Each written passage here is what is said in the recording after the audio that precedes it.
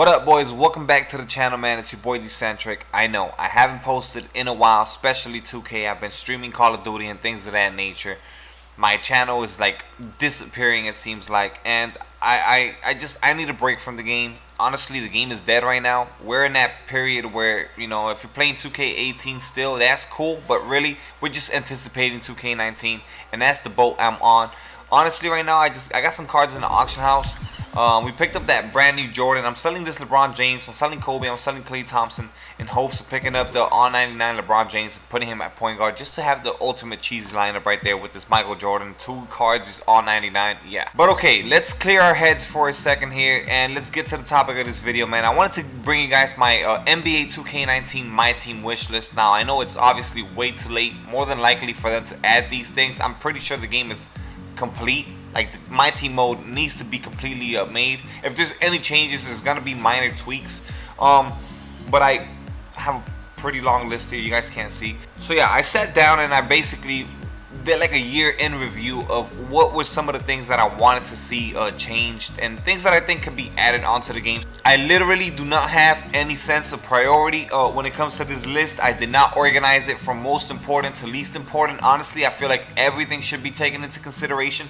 So to say something is more important than the next, it's just unfair. So I just wanted to throw everything out there. So you might hear something that sounds really cool later on in this video and might think that some of the things just like earlier on are pretty dumb, but I'm just gonna go through it, and I'm pretty sure you guys, the NBA 2K My Team community, are full of ideas. So in the comment section, man, let me know what are the things that bothered you the most, what are the things you liked the most about the game, things you want to see added and changed, and just any idea you guys have that you would want to see in NBA 2K19 My Team. Slap it in the comment section. So okay, to start it off, let's just get to it, man. The sub glitch, it needs to be gone. What even is that? It's the ultimate non-competitive, unsportsmanlike, loser ass tactic, desperate virgin tactic I've ever seen. It needs to be taken away from the game. Yeah, I have no respect for everyone that sub glitched me. I didn't do it one single time throughout the run. I don't have time for such things. Like, that's childish to me. And what really pisses me off is that the developers knew it, but they just basically said, yeah, there's nothing we can do about it. So for 2K19 My Team, if I was to prioritize, I guess that's top of the list right there. That cannot be in the game. Literally, I think I'll stop playing your game, 2K, if the sub glitch is in the My Team mode. If people are sub glitching and it's still a thing that works, I won't be playing the mode. This one right here, a lot of people have been asking for it. Diamond shoes and the diamond contracts, for them to be auctionable. I don't see why not. Why is it locked as a reward? Like, it really, can I just make some MT off of these diamond contracts while I can? Or the diamond shoes? That's what people do. They slap them on players and they sell them. What if I just want to sell the shoe? I should be able to do that. So don't understand why that's the thing that you pull in packs but then you can't sell it.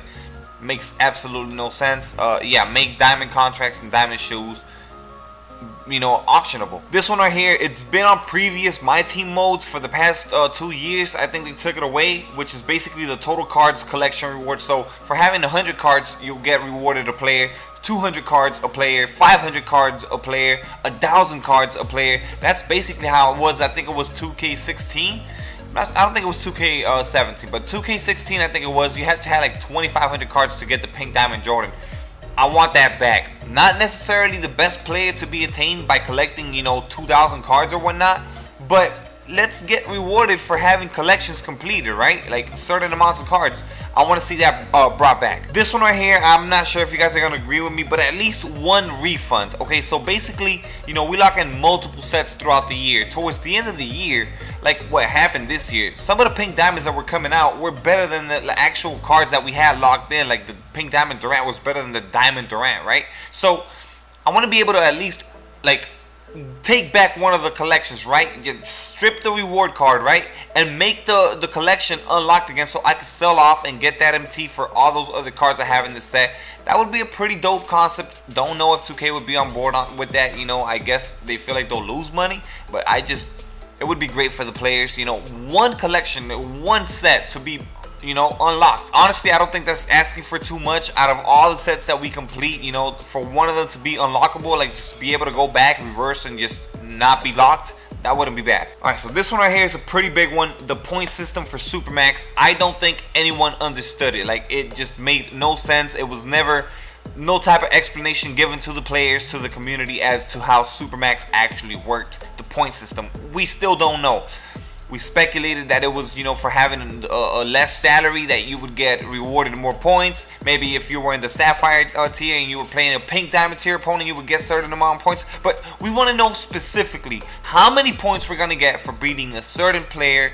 Is it based on how many points I beat him by?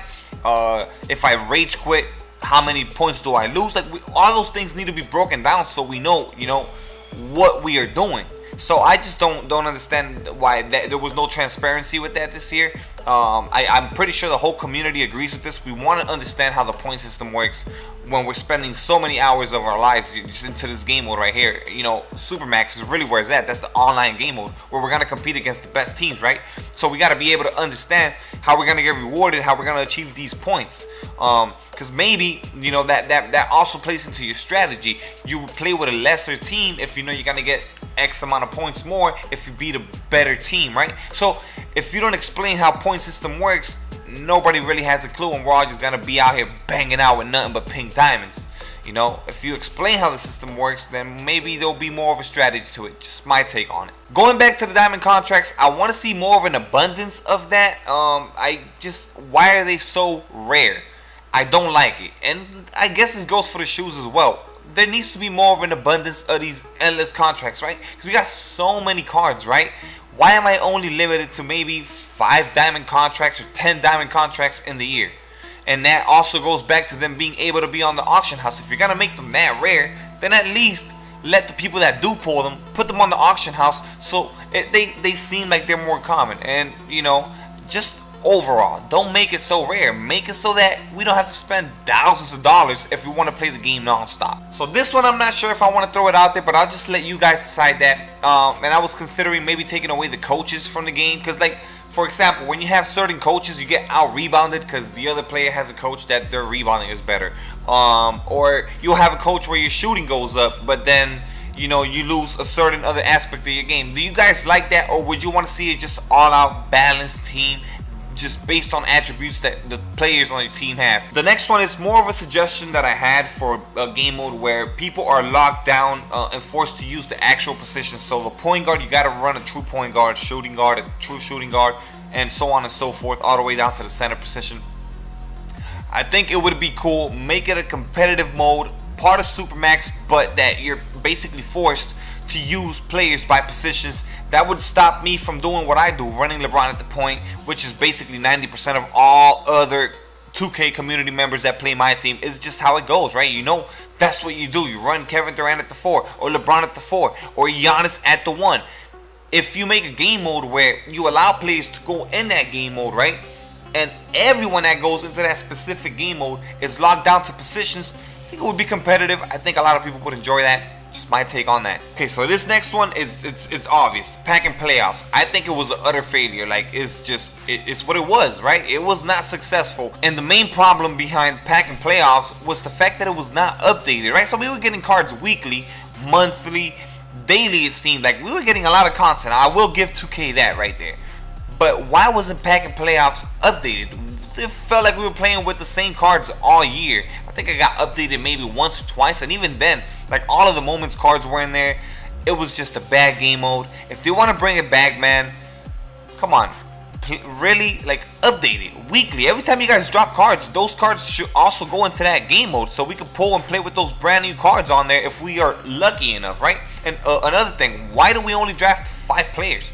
Can we at least draft a bench too? Maybe just a 10-player rotation. Doesn't have to be a full team, but just 5 starters, 5 bench players. It's not that hard. Okay, so this next one is more of an annoyance to me and to a lot of people that open packs. When the packs first drop, a lot of the time, they'll be glitched. You'll be opening packs, and if the servers are too crowded or whatnot, they'll glitch. You'll only, like, you know, instead of 5 cards coming out, there'll be 2. You'll get kicked out of the mode. You'll go back in and have to keep reopening the packs. Sometimes reopen the entire pack opening all over again when you already know what cards are coming out. Like, that's how bad it's glitched. Don't understand that. What is even going on? There's never been an explanation to that. It's happened in previous 2Ks. It happened this year. I'm hoping is taken away and fixed for 2K19. Packs cannot be glitched. It's just no. And the James Harden glitch, although a lot of people benefited from it, that did not include me. I'm not salty about that. I'm just being honest. It cannot happen because it's unfair, right? That's the part that you guys need to understand. It's unfair for somebody to be at home at, okay, 11 in the morning, fine. Oh, packs are glitched, cool. Let me put in 50 bucks into the game, pull 20 pink diamond James Hardens, and I'm set for the rest of the year. Well, what's the fun in that? What about all the other players? So things like that definitely need to be strapped down and put away. Don't let that happen again. I think it's just trash for the whole community itself. It breaks the auction house. So we basically had a broken auction house since that happened. So staying within the context of the packs, I want to kind of discuss the odds. I don't think the odds this year were bad. I really don't. But what I would want to see is consistent odds all throughout. So if you pull packs right when they first come out, they could be really, really hot or really, really trash. Then later in the day, you know, all of a sudden it heats up again or it dies down. I don't want to see that. I want to see consistent pack odds all throughout. You get me? Yeah, you might get unlucky. That's part of the game. That's part of opening packs. But it shouldn't be that, oh yeah, I got to open right when they first come out. Really?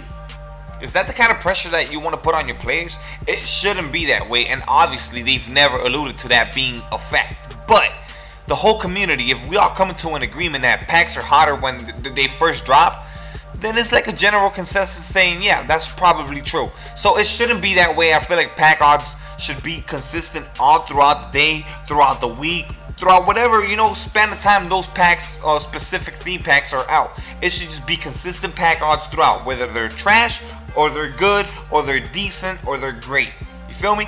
It should just be consistent all throughout. If you get unlucky, you're unlucky. But it's not based on the fact that I opened at a certain time. Okay, wanted to address this right here. This is kind of like the rage quit situation. So it's losses for people dashboarding. Basically, you'll be in a game, somebody will dashboard. That's it. You know, the game is over. You go back, and then all of a sudden, you check your record and you get a loss. Not only did you get a loss, which is the most annoying part, obviously, but your contracts are gone. Whatever shoes you had on your players, that's counted as a game. And it's just a loss of MT, plus you don't make any MT on that. So 4 things right there. The loss, you lose the contracts, you lose the shoes, and you don't make any MT. That needs to be fixed, okay? If somebody dashboards, that needs to be counted somehow as a win for the guy that stayed in the game, and we need to be rewarded some amount of MT, and possibly the contracts don't get wasted. Don't see why that's so hard to do. 2K, you should be able to tell who's dashboarding, who's disconnecting from a server, and who's the player that stayed on playing. It's not their fault. We should not be penalized for that.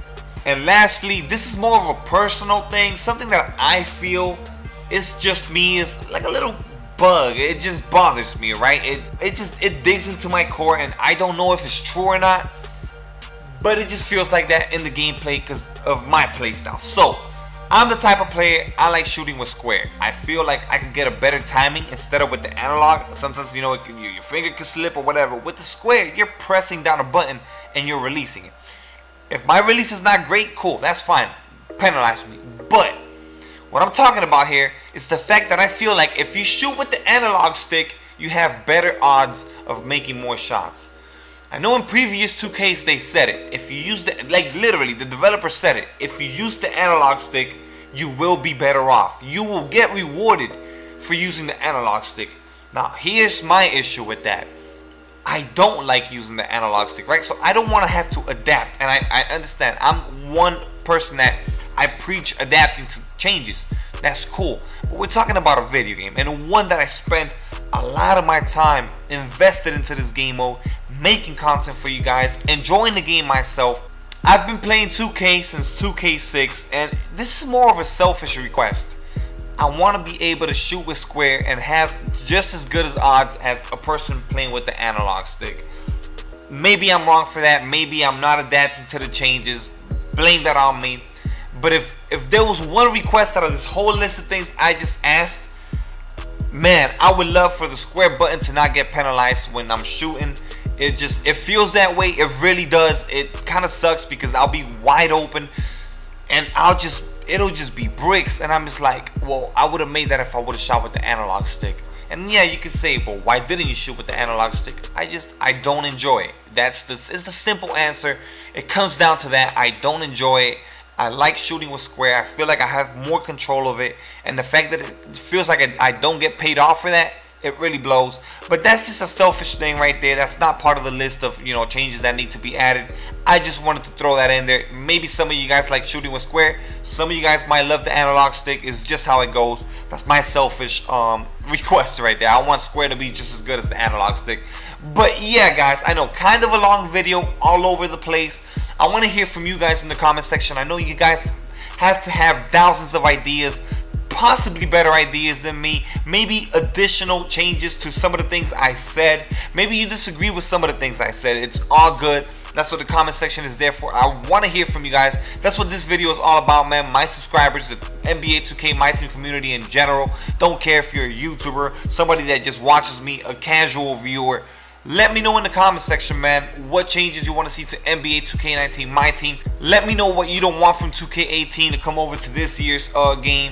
We are less than a month away from the release. It's exciting times. I'm ready to start bringing content to you guys. Had to dish out this video. I don't know if I'm going to do any more 2K18 videos. It's like I want a break before the new one comes out because I'm really trying to grind out 2K19. My channel grew at a pretty good pace. 2K18 kind of sucks. I'm having a slow month, but the content is just not there anymore.